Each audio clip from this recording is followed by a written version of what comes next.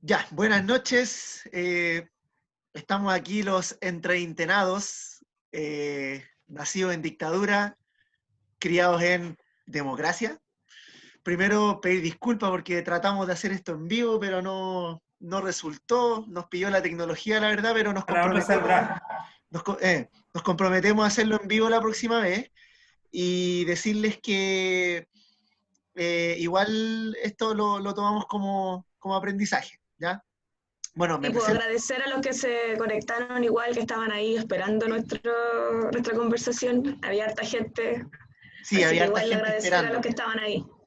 Había harta gente esperando, así que les agradecemos. Igual les vamos a enviar el link y va un abrazo virtual para todos y todas. Bueno, mi nombre es Leonardo, voy a moderar esta conversación y nos encontramos junto a grandes personas, grandes compañeros, una gran compañera, grandes compañeros. Voy a partir presentando.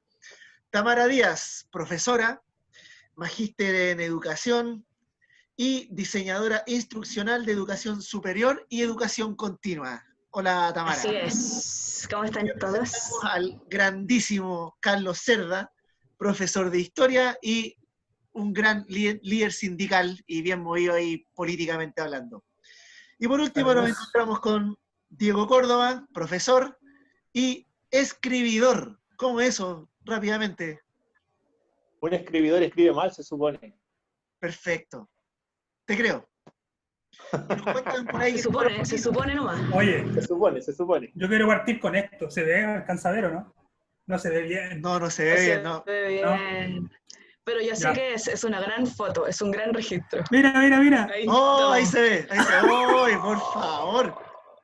Aquí hay ¿Cuánta gente juventud? que Tanta va a durar mucho ver esta juventud, Dios imagen. mío. Atro. ¿Cuánta juventud, por Dios? Weón. Qué Voy a buscar lindo. otras. Qué linda Qué foto. linda mi Linda foto. Muchas cintura. gracias, Carlos.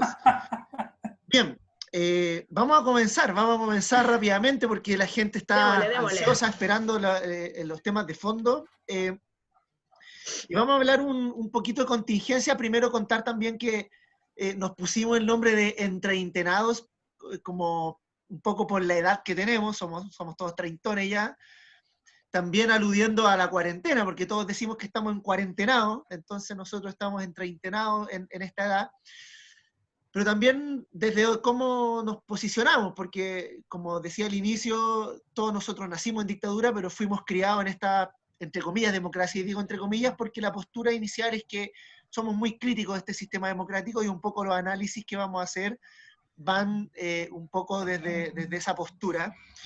Y bueno, dado que la contingencia está ahí candente y va muy rápido siempre, pero más aún por estos días, vamos a partir un poco con contingencia educativa. Aquí estamos entre profesores, profesoras, y lo primero que les quería preguntar es cómo han vivido todo este tiempo de cuarentena y me imagino que trabajando online.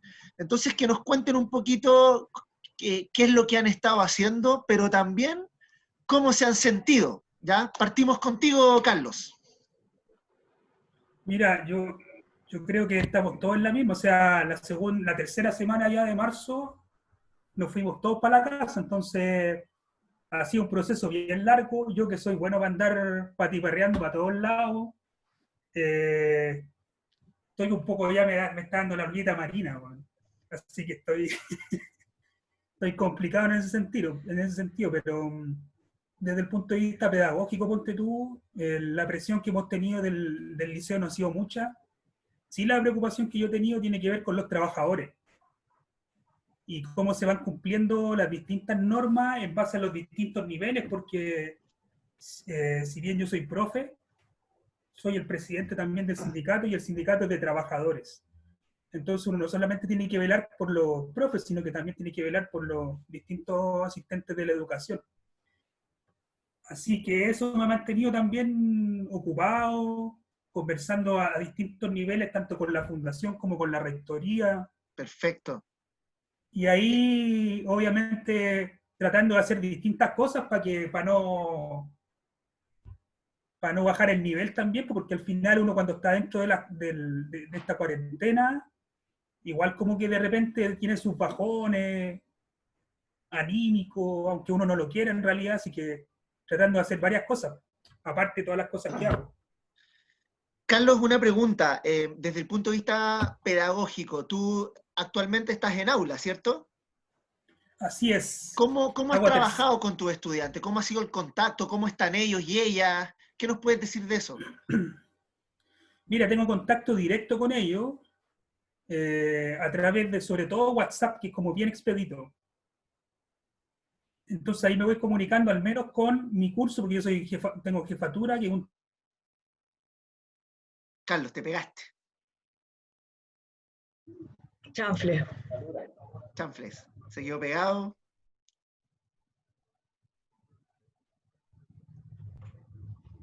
Pucha. Movete, Carlos.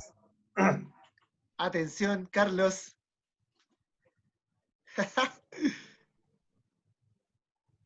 Le voy Este es a uno de los escribir un problemas, WhatsApp por mientras. este es uno de los problemas que se viven a través de todo lo que se haga online, po. O sea, bueno, nosotros que somos profes tenemos esta situación a cada rato, que alguien se cae, que profe no lo escucho, etcétera.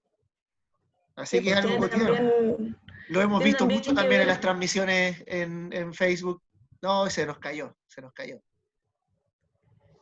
intenta ver si lo Oye, puedes dime a invitar mí de nuevo. Sí, no, pero él tiene el link. dime a mí que trabajo en sector rural, pues. Ese es el Oye, punto, po. Ahí aprovechemos igual. Diego, cuéntanos tú las mismas preguntas. Primero, eh, ¿cómo estás tú? ¿Cómo te has sentido tú con todo esto de la cuarentena? ¿Y cómo ha sido tu trabajo como profesor? Cuéntanos un poco de eso. Oye, es complejo de todo, yo creo que todo el trabajo que nos están pidiendo para los colegios, llegar a enseñar, que es nuestra labor, porque nosotros enseñamos, tenemos que enseñar de mil formas posibles, se hace complejo, bastante complejo, más allá de que podamos tener una guía de trabajo, una plataforma para poder disponer material o para poder contactarnos con los chicos, por Zoom, por ejemplo, se hace complejo. Para mí es complejo transmitir enseñanza, yo creo, más que el contenido. A mí me complica eso, que no estamos enseñando como es la sala. Eso me complica. Lo que Una pasa es pregunta, Diego. Tus estudiantes, ¿cómo están ellos, ellas? ¿Cómo los has visto? ¿Qué te comentan? Porque conociéndote, yo sé que tú eres mucho del vínculo afectivo también. ¿Cómo están? Mira, tengo varias chicas que están aburridas en las casas, están apareciendo rasgos de depresión, están apareciendo las preocupaciones propias de un sector rural y muy vulnerable que es donde yo trabajo. Entonces están las preocupaciones por la alimentación, están las preocupaciones por el trabajo de los papás. Tengo de mi curso, que son 24, tengo como 10, 12 cesantes por las revisiones que nosotros hemos hecho desde el colegio. Tengo personas que sus vecinos están en cuarentena por posible positivo de COVID-19 y he estado en poblaciones que nosotros sabemos que las poblaciones vulnerables, pobres, son muy hacinadas.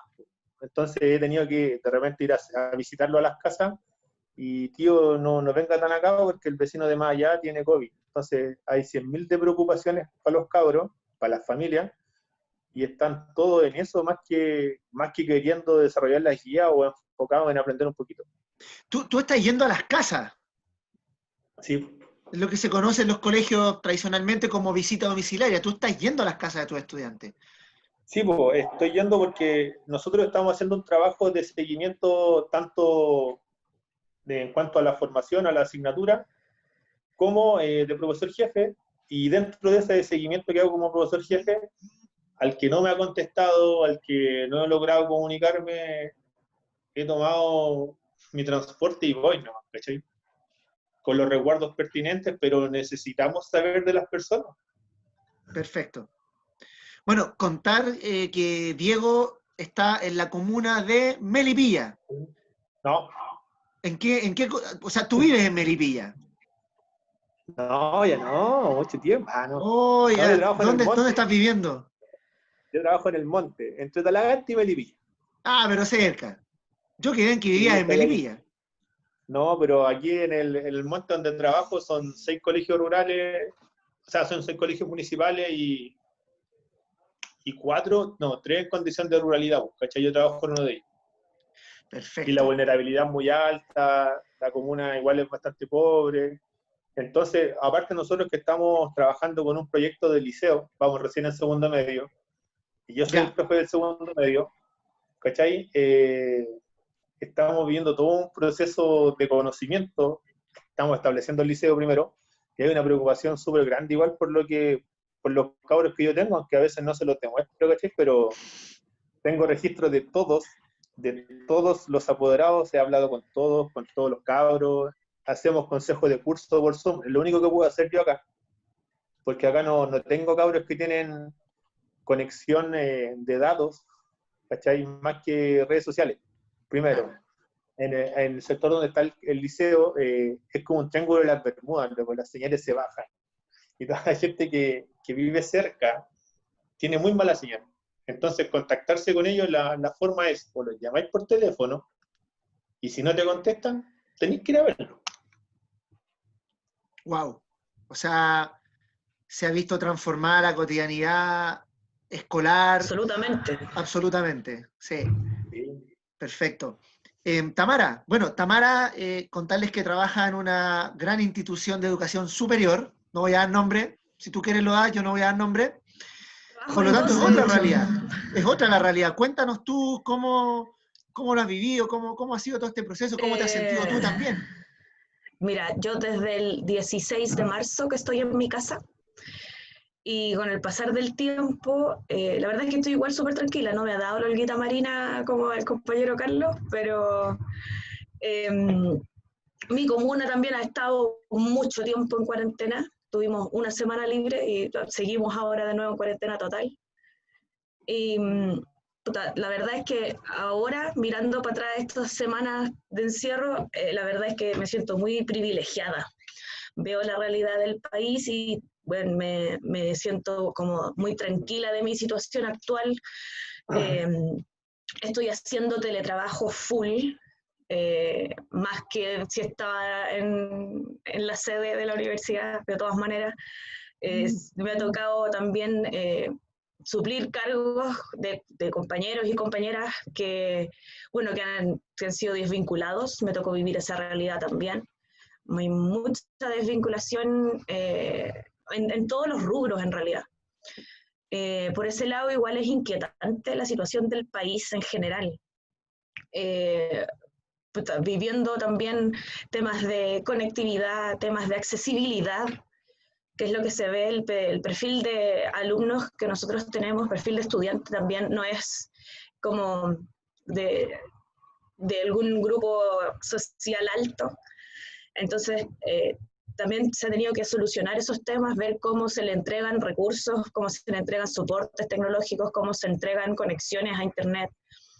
Hemos tenido también que capacitar a muchos docentes en el uso de las plataformas, también es todo un tema, porque como pasa en la mayoría de las universidades, los docentes no son pedagogos, son especialistas de sus áreas, de sus disciplinas.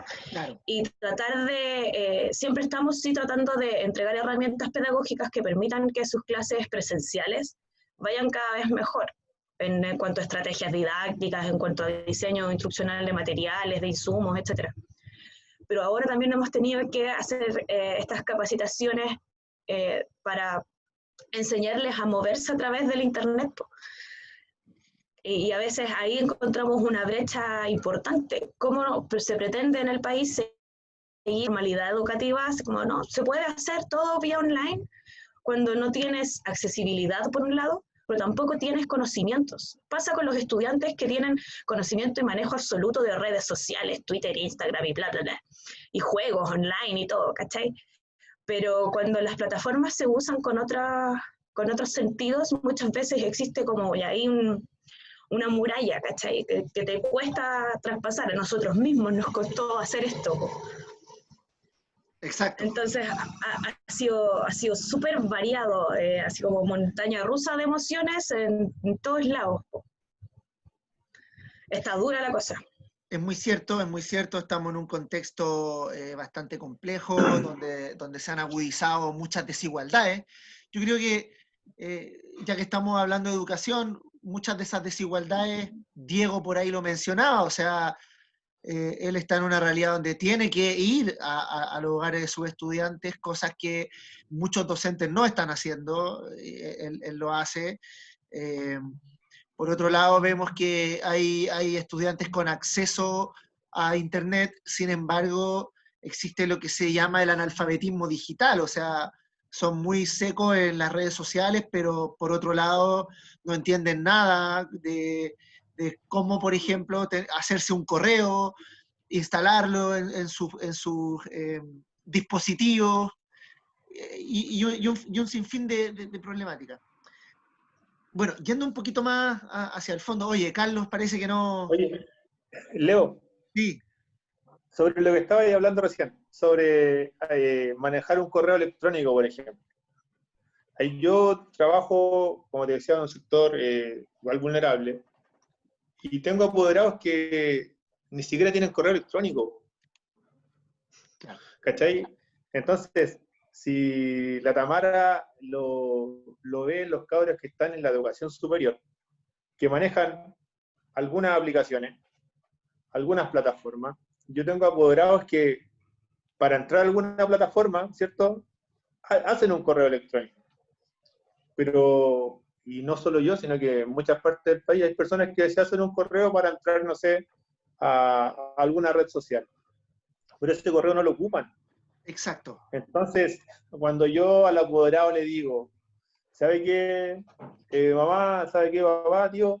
Voy a enviarle por un link de Google Drive todas las guías que tenemos de su hijo desde el 27 de marzo hasta, no sé, 26 de mayo. El caballero me va a decir, sí, ya, bacán, ¿y cómo lo ocupo? ¿Cachai? Va más allá de, incluso de lo que yo, mis estudiantes que están en segundo medio, va más allá de los estudiantes que están en un nivel de educación superior. Y yo creo que tú mencionaste el concepto, no es que se agudizaran, yo creo, las diferencias sociales, yo creo que se transparentaron. Ah, Se también. evidenciaron. Sí, Yo creo que quedó en evidencia lo que somos, más allá de si tenemos un perfil de Instagram, de Facebook, de YouTube, o si jugamos en línea, yo creo que estamos transparentando la situación del país. Situación que, como ya vimos, por ejemplo, en algunas comunas de Santiago, estamos motivando diversas manifestaciones porque la gente, las personas no tienen ayuda social para poder seguir alimentándose. Con las mismas cajas que ha entregado FUNAEP, por ejemplo, los establecimientos, que ha terminado en más de un conflicto entre los mismos vecinos y la fuerza policial. exacto. Sí, cuando yo me refería a agudizar, es a que en el fondo dentro de la escuela habían ciertos accesos para todos por igual. Por ejemplo, el almuerzo. Ahora no está. A eso me refería, ¿ya? O el hecho de que todos los niños, casi todos los niños en Chile, tienen un profesor, por lo menos un profesor parado adelante.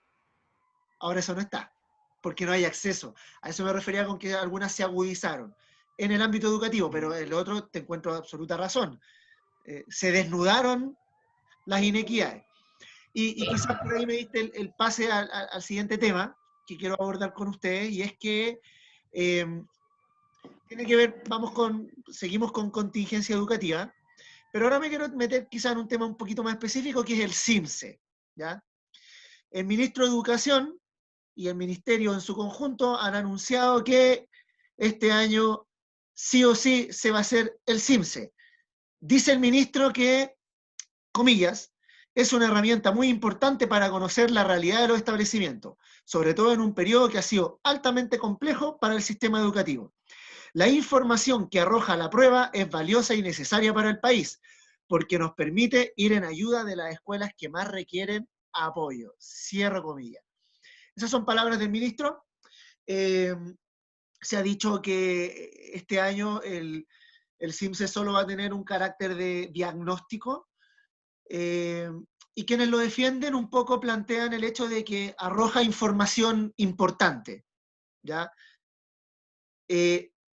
Muchos de quienes critican el sistema educacional se agarran del CIMSE para decir, oye, este sistema no funciona, miren los resultados del CIMSE. Y ahí está la evidencia. Y se agarran de esa evidencia. Entonces, la pregunta ahora es, ¿les parece pertinente hacer el CIMSE a modo de diagnóstico y sin consecuencias, como ha dicho el ministro?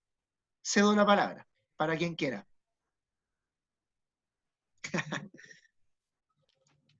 Ya voy a partir nomás. La verdad es que desde siempre el CIMSE a mí me ha parecido descabellado. Creo que no mide la calidad de la educación.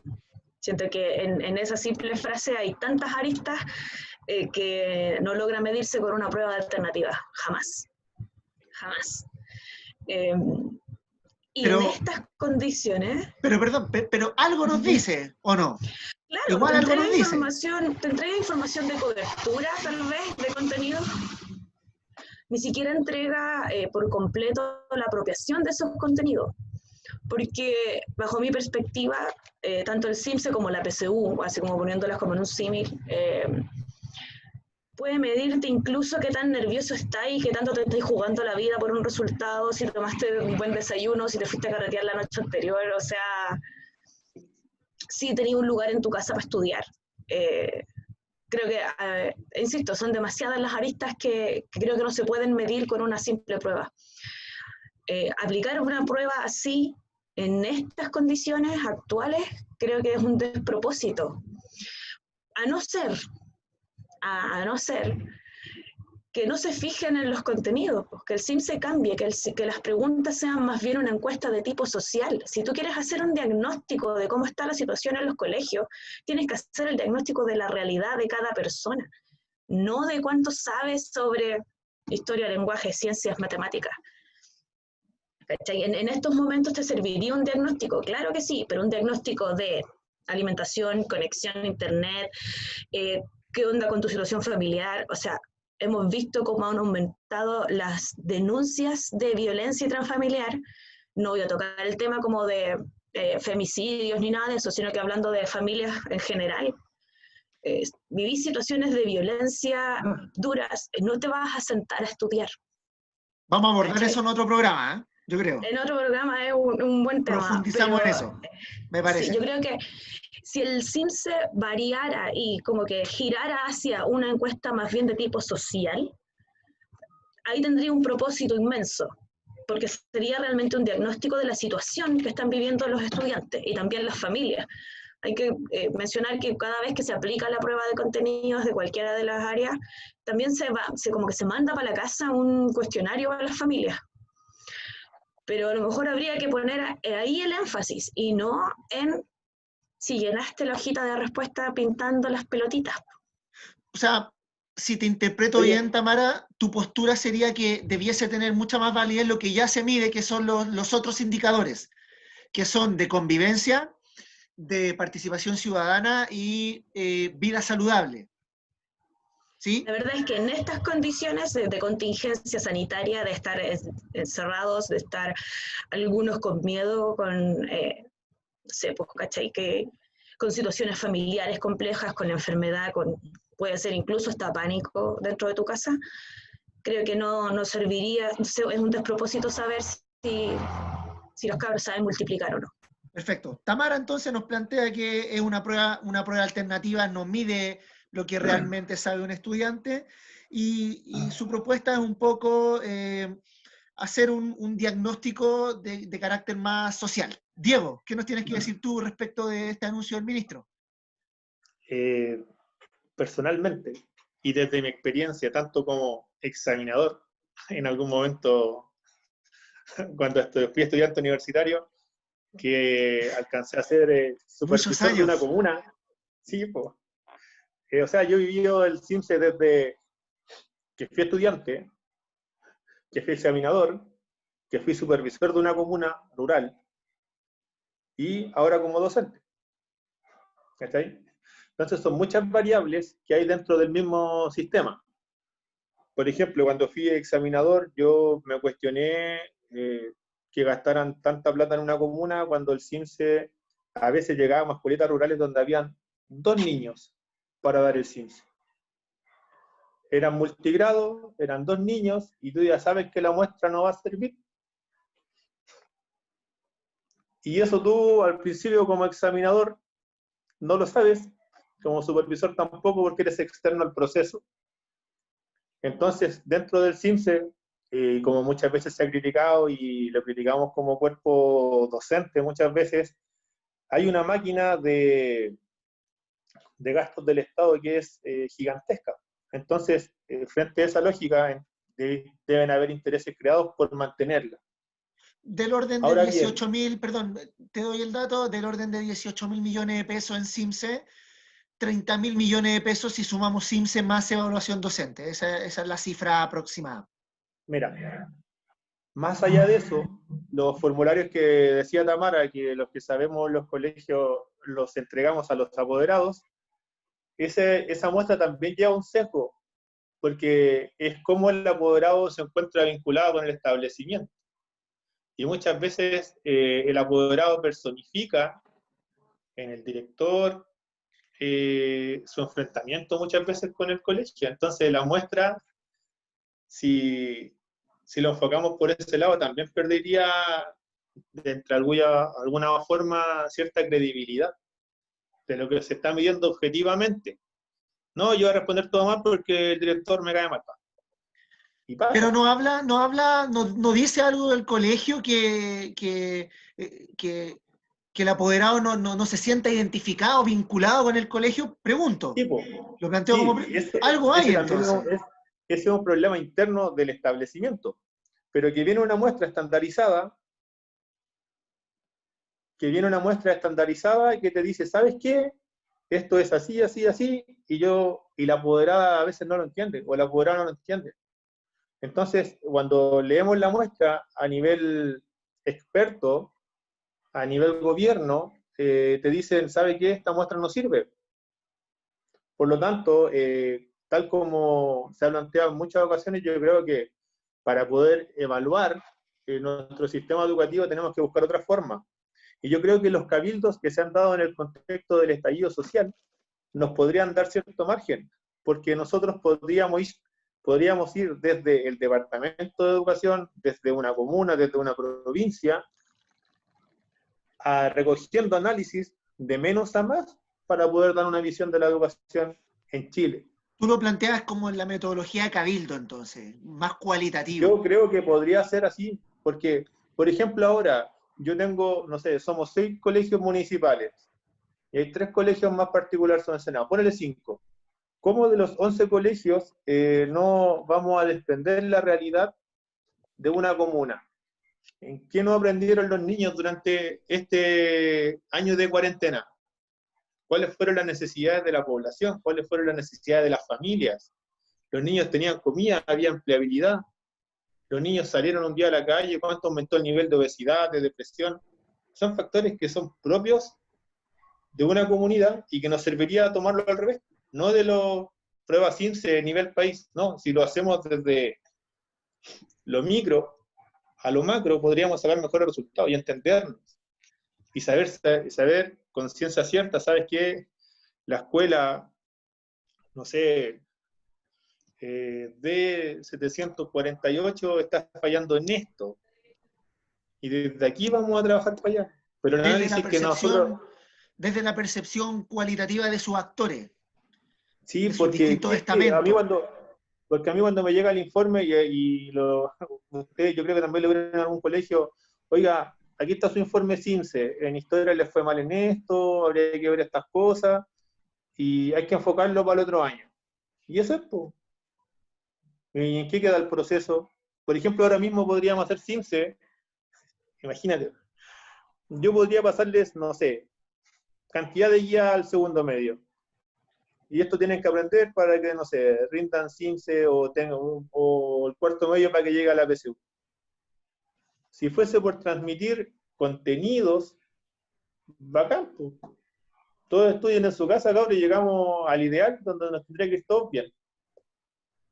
pero el proceso educativo es un proceso de enseñanza de múltiples casos. Y eso el CIMSE no lo mide. De hecho, este sería un escenario ideal para el CIMSE, porque tendría que medir todo lo que los cabros tienen que saber y nosotros le mandamos 100 guías a los cabros, esto es lo que tienen que hacer. Estúdienlo y en octubre nos vemos y responda bien.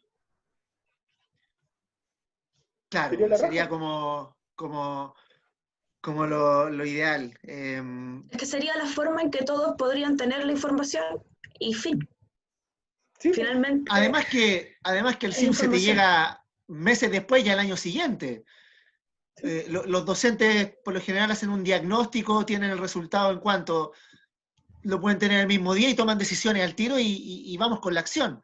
Esto te llega meses después.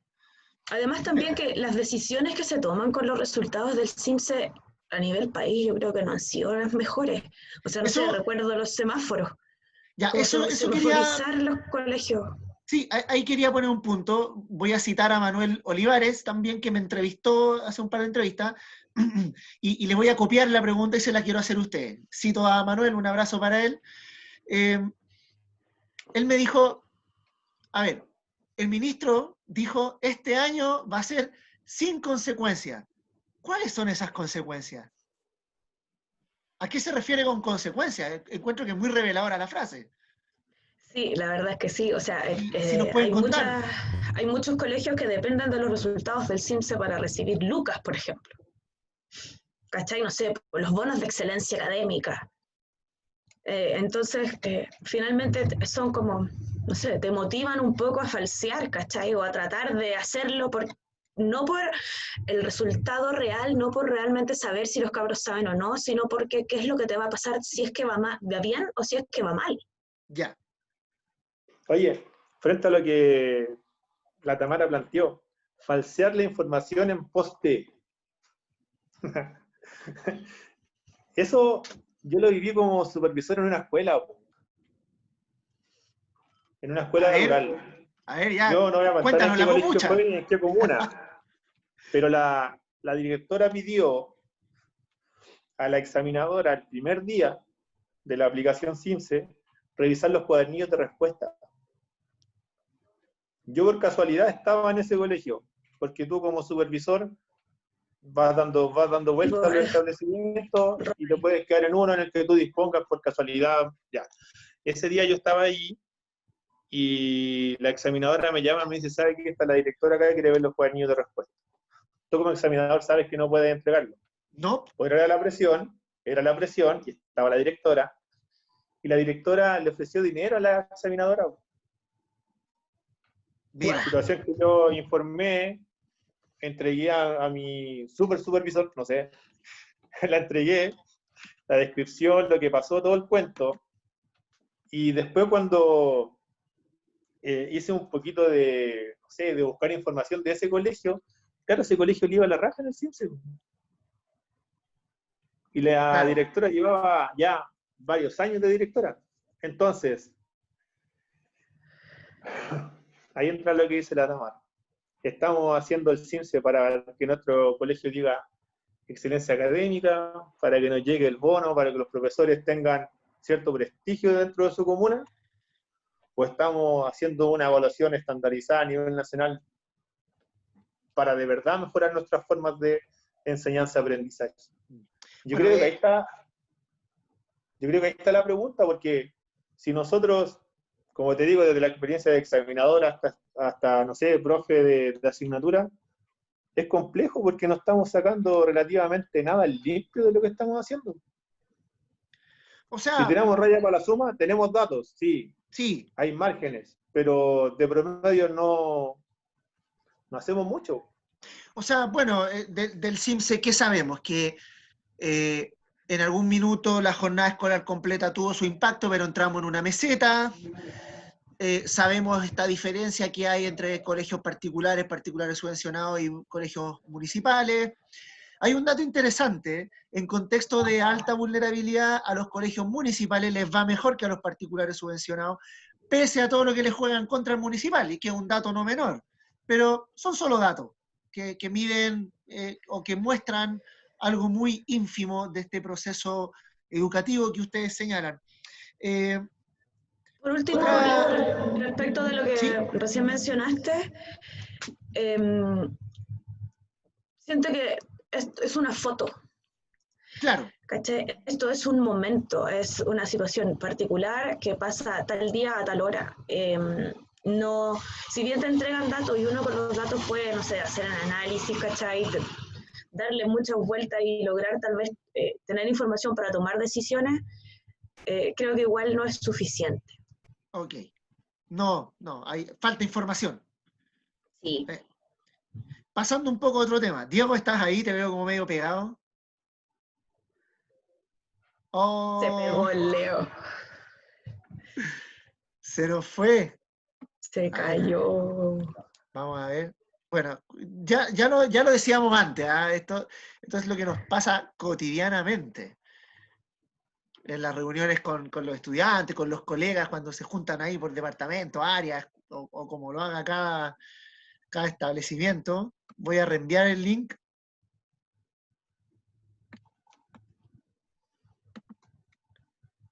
Además, recordar lo que nos decía Diego, él está en una comuna alejada de Santiago, está en el monte, y es algo que él nos decía cotidiano en ese contexto. Bueno, yo justo iba a pasar a otro tema y preguntarte, Tamara, mientras tanto vuelve Diego y Carlos, ojalá que vuelva.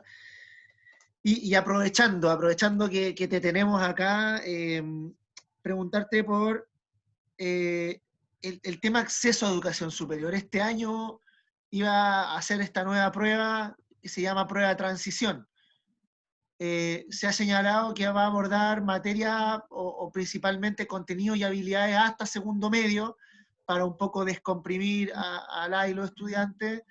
Sin embargo, igual quería preguntarte tu opinión respecto de esto, pero más que nada, desde tu experiencia, ¿cómo ves tú que llegan los estudiantes desde cuarto medio a la educación superior? Son dos preguntas. La prueba, sí. ¿Qué opinas de esto? ¿Y cómo ves que llegan el estudiantado a la educación superior? Sí, primero, yo creo que hay una situación en que la prueba estandarizada, llámese prueba de aptitud, prueba de selección o prueba de transición, como sea, al igual que en CIMSE, creo que no es suficiente.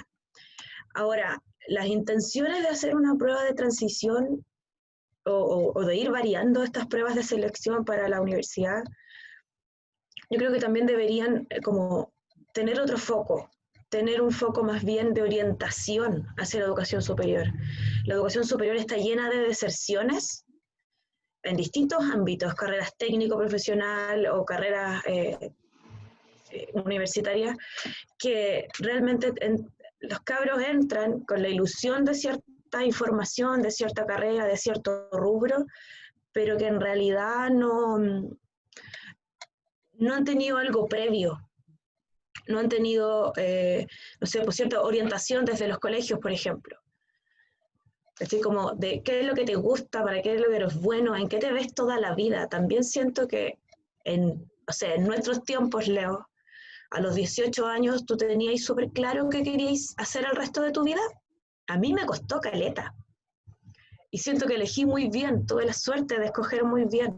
Pero tengo exalumnos que dieron bote en carreras de ingeniería, por ejemplo, y que ahora están, no sé, pues, en música, ¿cachai? En ingeniería en sonido, ¿cachai? O sea, eso pasa mucho porque existe una falta de orientación en los jóvenes. ¿Crees tú También, crees tú entonces que, no sé, no basta con estos test vocacionales que hacen en los colegios? Hay que ir más allá en la orientación. hay que ir más allá en la orientación, pero también que las universidades como instituciones educativas entreguen la información disponible. No basta con que una universidad te diga universidad acreditada o con las carreras acreditadas. Y también yo creo que es necesario tener la información, por ejemplo, de la empleabilidad. ya. En la realidad chilena, no sé, yo tengo la suerte de ser, yo y mi hermana, ambas universitarias, pero en mi familia empleada somos súper pocos los que tuvimos educación superior, los que accedimos. Entonces, las familias se juegan la vida se juegan el futuro de esos cabros y la pelean para entrar a la universidad, dejando un poco de lado el tema económico, que el crédito, que el aval del Estado, que el Corfo, que bla, bla, bla, que yo creo que también ese es otro tema para otra conversa. Sí. Tiene que ver con que te jugáis la vida, entonces, no sé, pues estáis en el tercer año y decís, ¿sabéis que en realidad esta carrera no es para mí? Loco, lo siento, termináis y trabajáis porque tu realidad te lo exige. Hay una presión también familiar ahí. Sí. Sí, mucho, mucho. La realidad de las familias chilenas es un logro que tus hijos sean universitarios. O sea, perdón, que accedan ya es un logro. Y que terminen, más todavía. Es el logro de la vida. Hay padres, o no sé, tíos, abuelos, no sé, personas que crían a los cabros, que lo único que, como que la única meta que se fijan como familia, así como ya hice toda mi pega, cuando los cabros terminan de estudiar alguna carrera, tienen un título.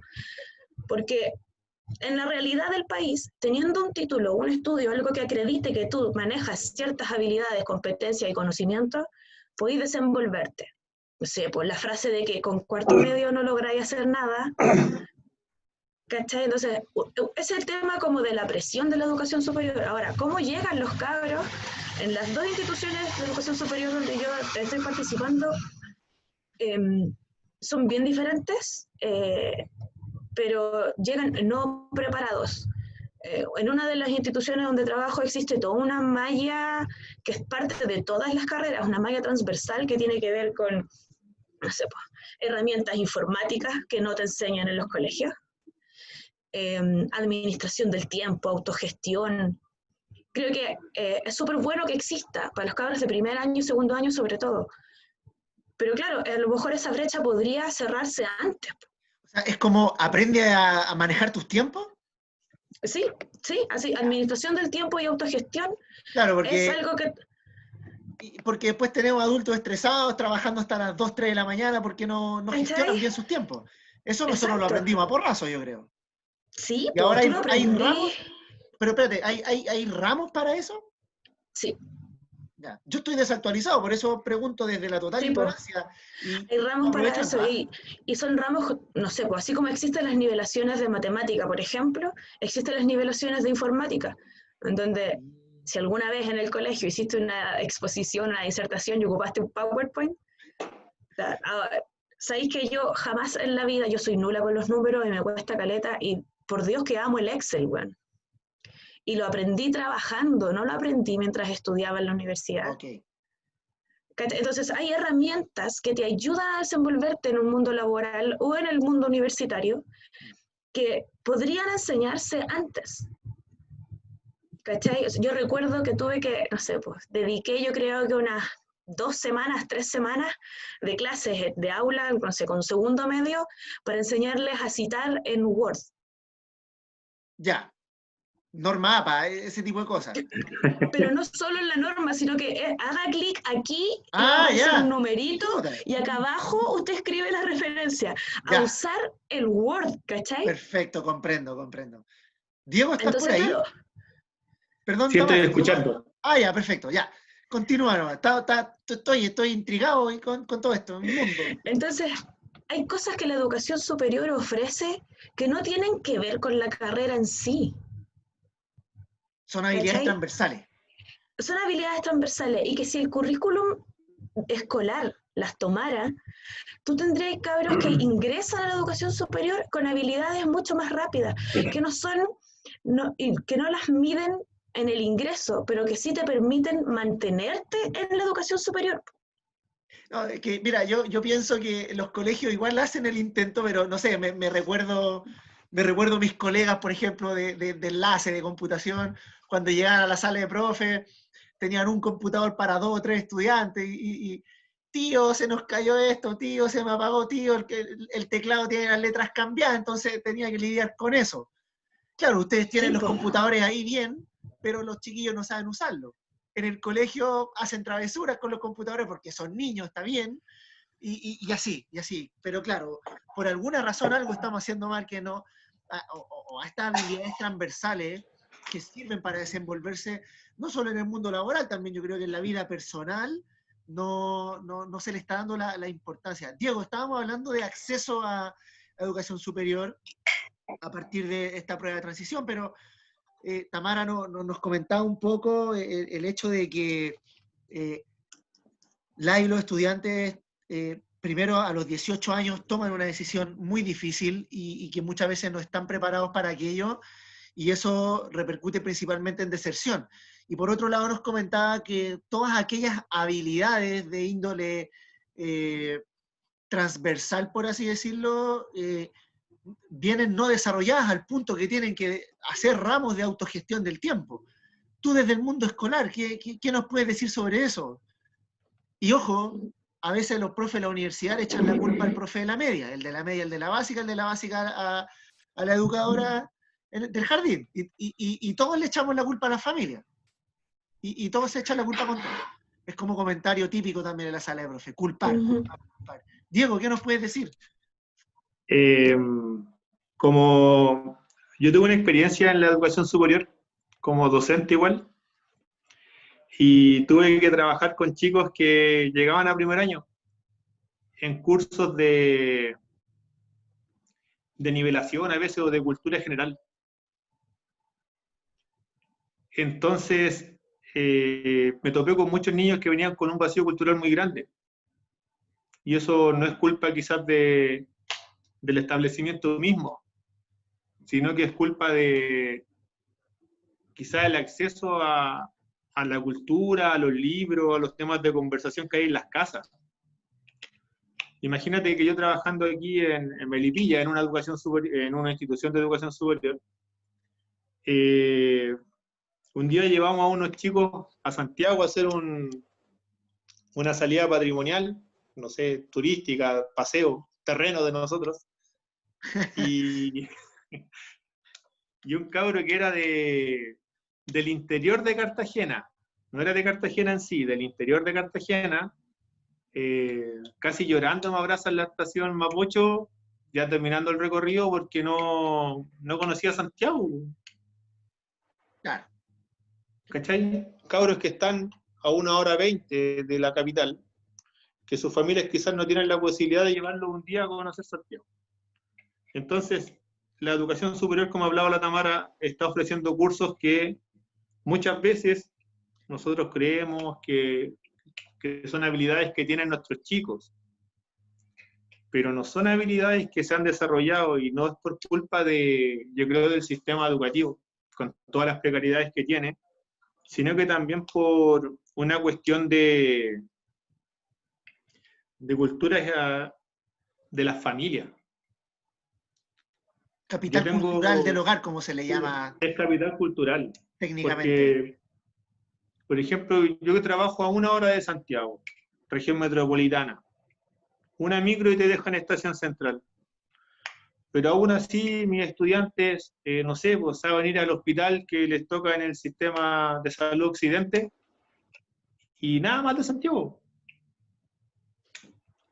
Entonces, las proyecciones que tiene, entre comillas, el estudiante de sectores fuera de Santiago, sectores rurales, sectores derechamente pobres, se ven limitadas muchas veces por el capital cultural de las familias.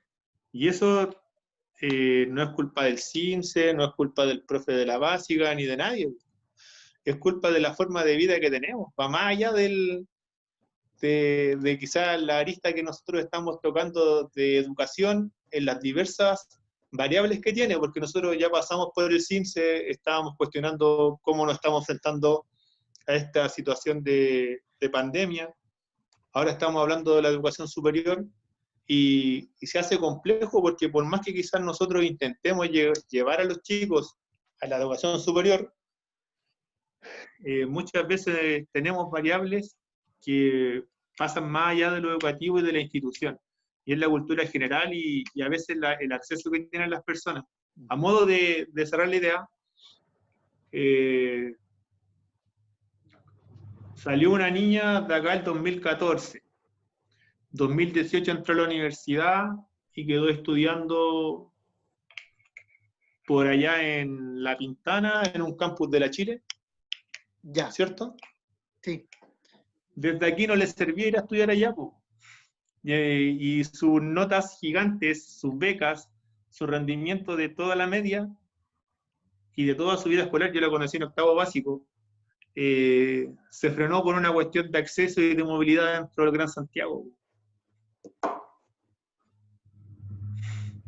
Entonces ella no... Tremenda desigualdad. ¿Cachai? ¿No? Pasa por unas cuestiones a veces que son más allá. Uno, por más que uno, no sé, como profe, intente salvaguardar todos los percances que uno tiene, como tú hablabas de la sala de enlace, de tener a los chicos con material, de brindarles la mayor de las oportunidades posibles, hay cosas que son ajenas al sistema educativo y cuando uno choca con eso son gigantescas. Y lo que le pasó a esta chica, que yo la veo porque vive acá cerca del sector del colegio, es como cómo lo cuestionas tú y cómo lo afrontas como profe, para los que vienen. Claro. ¿Cómo lo hago? Es complejo en ese sentido, y ya como para ir cerrando, tú planteabas un problema estructural, como que esto no es culpa del CIMSE, no es culpa de la escuela. Bueno, mi pregunta ahí en ese sentido, a tu juicio, Diego, ¿quién o quiénes debiesen hacerse cargo de esta desigualdad que hay en el acceso no solo al conocimiento, sino que al saber usar bien la información? Yo creo que los primeros responsables somos nosotros como profes de aula, los que estamos formando a los chicos nosotros estamos en el semillero, o estamos en lo que los cabros tienen 12 años, 15 años, y de alguna u otra forma somos el cable a tierra en muchos temas.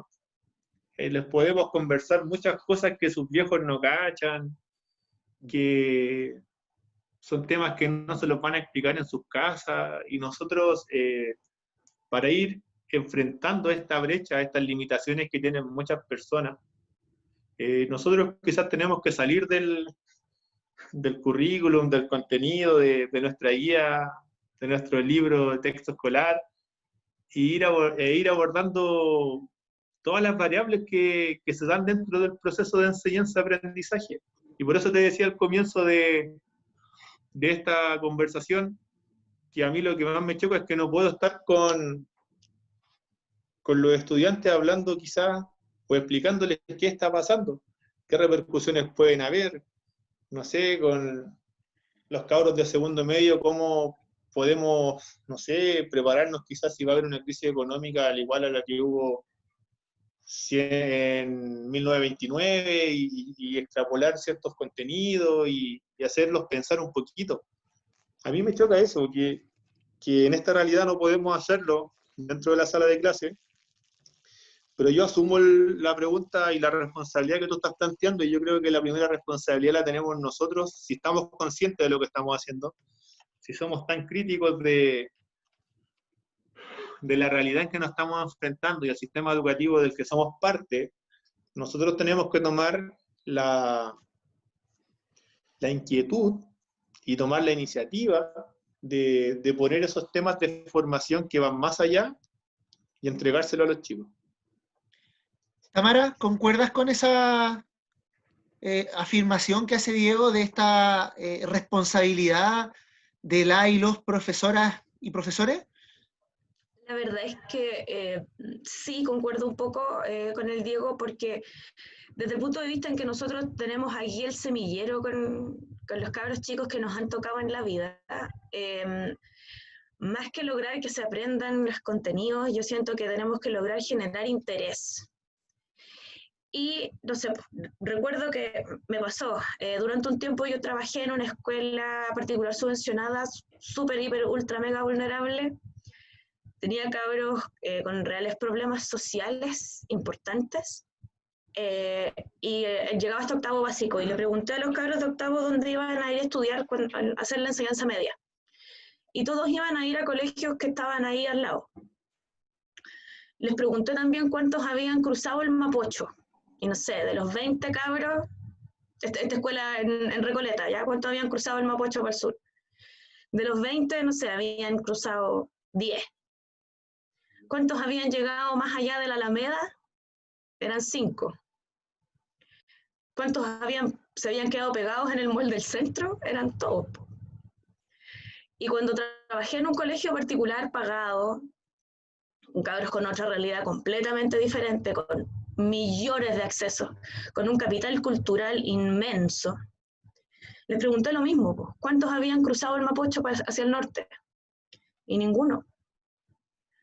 Una niña recuerdo que me dijo así como, es que una vez yo fui al Museo de Bellas Artes con mi papá, y dije, ya, ¿y recordáis las calles por dónde pasaste? No, es que yo fui en el auto y como por la Costanera salimos por un túnel y llegamos al tiro. En ambas realidades tienes el mismo problema, pero por distintas razones. Entonces tal vez no es el punto el acceso a la cultura o el capital cultural, cómo exacerbarlo, también tiene que ver con el interés. ¿Cachai? Y ahí yo creo que es donde está la labor docente, generar el interés, generar la motivación, generar la curiosidad, porque tal vez no lo tenías en tu casa, tal vez en tu casa no hay ningún libro, pero podéis generar el interés por la lectura en alguien, ¿cachai? Comprendo, y es una aseveración desde tu experiencia que veo que la tienes muy, muy arraigada, al igual que Diego, de este rol que tenemos la y los profes. Bueno, ya estamos un poquito en el tiempo, la verdad que ni lo he tomado porque he estado muy pendiente de lo que dicen, ha estado muy, muy entretenido esto. Vamos a pasar a otro tema ya como para ir cerrando. Y quizás para dar el pase gol a la próxima vez que nos juntemos y transmitamos, que va a ser proceso constituyente. Solo preguntarles si es que con todo esto de la pandemia ven que está en riesgo el plebiscito del 25 de octubre. Pero más allá de la fecha, si está en riesgo el plebiscito. ¿Qué creen? Uy. Yo creo que el proceso constituyente es riesgoso. ¿Por qué? Porque los mecanismos de participación están súper cerrados, están como ahí muy encasillados, tiene mucho límite. Entonces, el independiente, porque no quiero meterme como en la política partidista, el independiente ve súper coartada su posibilidad de participar. Independiente de cuándo, independiente de cómo sea la situación sanitaria, ¿cachai? El proceso constituyente es duro para aquellos que quieren plantear ideas nuevas, pero no quieren adherirse a los partidos políticos. Porque finalmente es lo que nos ha llevado a exigir desde la ciudadanía esta nueva constitución. No tenemos, cierto que la representatividad está tan perdida que es desde las candidaturas independientes desde donde se va a gestar. Sin embargo, esas candidaturas independientes tienen que cumplir con una cantidad de requisitos inmensa que hace que sea muy difícil su participación y que finalmente, para poder estar, vas a tener que unirte igual al sistema partidista. O sea, desde tu perspectiva, Tamara, disculpa Diego, al tiro te doy la palabra.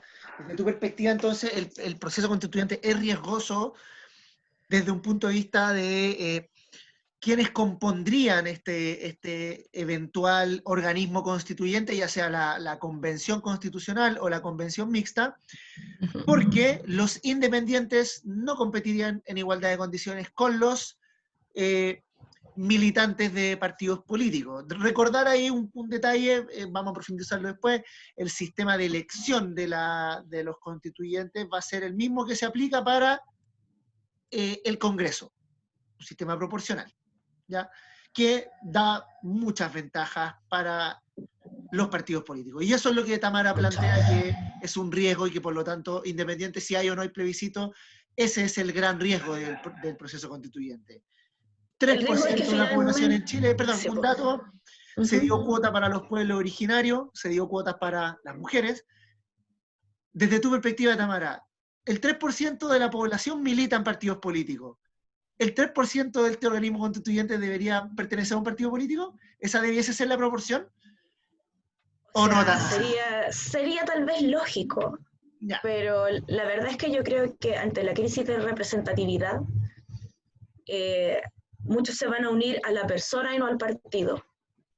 Pasa mucho también con las elecciones de alcaldía, por ejemplo, que votáis por el personaje más que por la ideología. Ya, ok. Diego, te escuchamos. Misma pregunta. ¿Está en riesgo el proceso constituyente con todo lo que está ocurriendo? Yo creo que sí. Yo creo que sí, porque desde la institucionalidad, como ustedes planteaban, se han puesto diversas trabas. Una de ellas, por ejemplo, la participación que ustedes estaban analizando recién. Y ahora, no sé, de malintencionado puedo pensar que no tenemos fiesta, no tenemos fondas en septiembre y tampoco vamos a tener plebiscito en octubre. Es como raya para la suma, o como conversábamos el otro día de los plazos del sistema educativo. Yo creo que la institucionalidad, nuestra clase política va a frenarlo. Y más allá de lo que nosotros logremos como representantes o logremos cambiar las figuras de representatividad, porque si lo vemos desde el territorio, disculpen que ponga el ejemplo al revés nuevamente, nosotros tenemos líderes que se han hecho cargo de los cabildos, se han hecho cargo de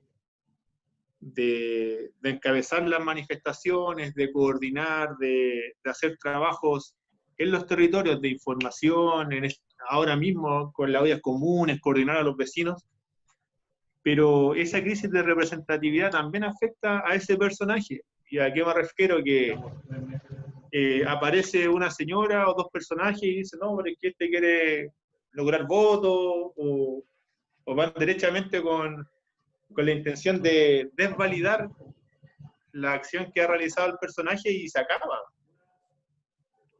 Entonces, nuestra crisis de representatividad va más allá de creer o no en un partido político, pasa de creer en que si alguien de verdad nos va a representar. Y como bien decía la Tamara, terminamos votando en las municipales por el personaje. Y ya tenemos muchos personajes dentro de los municipios que o están bailando, o están yendo al matinal, o se vislumbran como posibles candidatos, y a las finales te das cuenta que son parte del mismo círculo. Tienen complicaciones. Diego, una pregunta. Tú planteaste que desde la institucionalidad se va a intentar frenar esto. Cuando tú dices frenar, ¿te refieres a que lo van a ir, o sea, va a haber plebiscito y proceso constituyente, pero lo van a ir entorpeciendo, poniéndole trabas antidemocráticas? ¿O te refieres a que lisa y llanamente no va a haber plebiscito? Yo creo que lo van a ir posponiendo. Porque las trampas ya están desde el origen. Vamos a profundizar en eso. Vamos a profundizar más en eso, si es que tiene o no trampa, porque alguien quizá, no sé, voy a especular, desde el Frente Amplio, Revolución Democrática, nos van a decir que esto es histórico, único en la historia, y que por lo tanto hay que aceptarlo y darle nomás, y me incluyo quienes creemos que esto en realidad está bastante viciado. Vamos a profundizar en eso un poco más, más adelante. A mí hay muchas personas que me han dicho que está viciado, que líderes, gente de partidos políticos me dice que no, que hay que darle. Yo creo que si nosotros como sociedad logramos que el proceso se realice, vamos a poder seguir presionando para que el asunto cambie en verdad. Yo creo que para eso serviría. ¿Lo realizamos con la regla que nos dieron? Sí, lo realizamos. Pero vamos a tener que seguir presionando para que se cumpla, y para que se cumpla bien. Yo creo que esa es la tarea que tenemos como ciudadanía por ahora, pensando en un plebiscito próximo. Lo primero es mantenerse vivo y dejar que esta contingencia decante en la realización del plebiscito. Yo creo que todos estamos mirando para allá, pero vamos a tener que sortear muchas vallas, yo creo, más allá de este virus que le cayó muy bien no al gobierno, le cayó muy bien a la institucionalidad chilena, a la clase política chilena. Perfecto. ¿Es un proceso viciado o no? ¿Es un proceso legítimo? ¿Qué debiese decir la nueva Constitución? Todo eso lo vamos a conversar más adelante, no ahora. Pero para cerrar, porque el tema de hoy fundamentalmente fue educación. Tamara, yo soy todo el pueblo, el soberano, y te entrego a ti el proceso constituyente. Te digo, toma, te entrego toda la soberanía de la nación reside en Tamara Díaz. Tamara, ¿qué diría la Constitución sobre educación? Que es un derecho, Wow. Primero, que es un derecho y que tiene que estar garantizado por el Estado, Perfecto. no fomentado. Diego, te entrego ahora a ti todo el poder soberano, la soberanía reside en Diego Córdoba. ¿Qué pondrías sobre educación? Yo creo que, pucha, se está pegando esta cuestión. Yo creo que se amarilló, le dio susto la soberanía. ¿Ah? Diego, ¿estás? ¡Oh! Se amarilló. Está como los videos de los cabros que hacen que se quedan pegados. Finalizamos tal como empezamos, con problemas de conexión. Bueno, Diego, te aviso desde acá que te voy a partir la próxima haciéndote esta pregunta y no te vas a arrancar. Sí, quedó pendiente. Oye, bueno, nos despedimos entonces. Un abrazo al Carlos, Charlie, más conocido como el Charlie. Nos contactó por interno de que, bueno, no pudo definitivamente conectarse. Diego nos explicó. ¿Puede ser o no? ¿Ahora? ¡Oh, volviste! ¡Bien! Ya, te estábamos pelando. Diego, ahora sí, de nuevo, la misma pregunta y tu respuesta. No. Bueno, vamos a dejar hasta acá nomás entonces. Oye, volví. Bien. Oye, ya, un chiste. Volví. Dale. Ya. Oye, yo creo que como bien dice la Tamara, hay que garantizar más que acceso, calidad.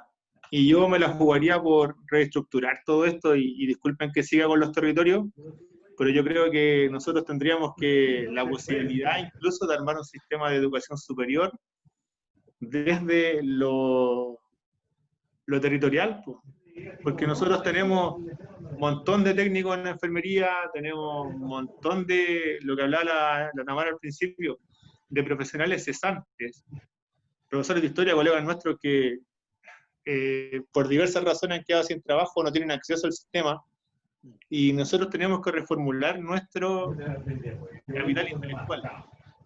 Por lo tanto, si tú me dijeras a mí, armate un proyecto nuevo, yo empezaría a hacer una cuestión al revés. Sí tenemos muchas personas profesionales para que Chile funcione, pero yo creo que podríamos partir también desde nuestros territorios, sabiendo cuáles son las demandas.